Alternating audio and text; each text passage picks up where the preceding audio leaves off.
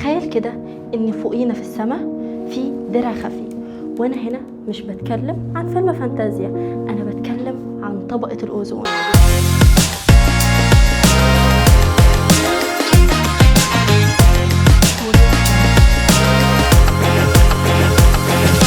طبقة الأوزون دي موجودة في جزء من الغلاف الجوي اسمه الستراتوسفير، وبتتبعد عن سطح الأرض حوالي من 20 ل 30 كيلو متر.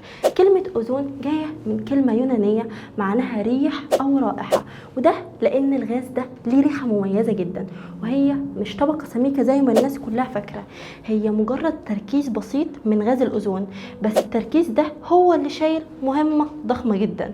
مهمتها إيه بقى؟ تحمينا من الأشعة الفوق بنفسجية اللي هي اليو في اللي جايه من الشمس. الاشعه دي لو دخلت الارض ممكن تسبب كوارث. طيب هتعمل ايه؟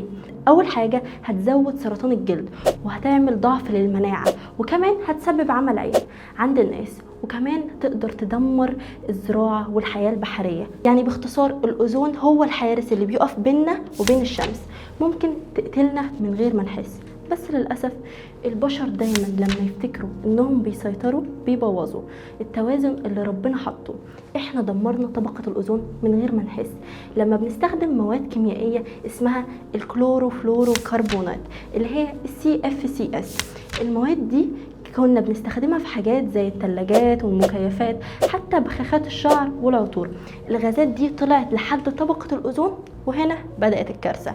كل ذرة كلورو بتطلع من الغازات دي بتكسر آلاف جزيئات الأوزون، وده اللي عمل ما يسمى بثقب الأوزون.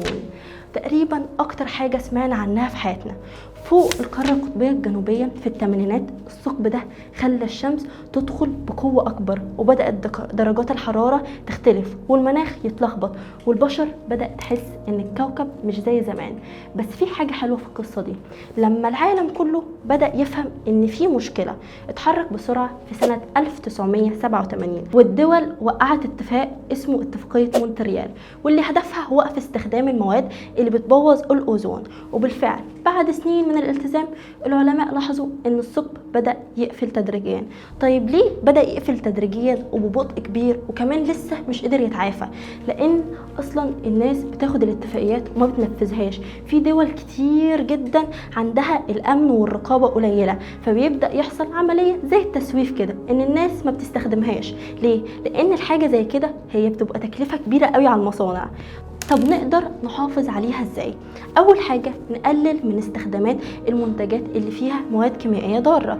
تاني حاجة نستخدم اجهزة تكييف وتبريد صديقة للبيئة. تالت حاجة ممكن نعملها ان احنا ندعم الشركات اللي بتحافظ على البيئة ونبعد عن اي حاجة بتدمرها. واهم حاجة الوعي، اننا نعرف ان اي تصرف بسيط مننا ممكن يفرق في مستقبل الارض. يعني الموضوع مش بعيد عنك، الهواء اللي بتتنفسه والاكل اللي بتاكله والمية اللي بتشربها، كل ده ليه علاقة بحماية طبقة الأوزون. هي مش مجرد طبقة في السماء، دي شبكة الأمان اللي خلت الحياة ممكنة أصلا.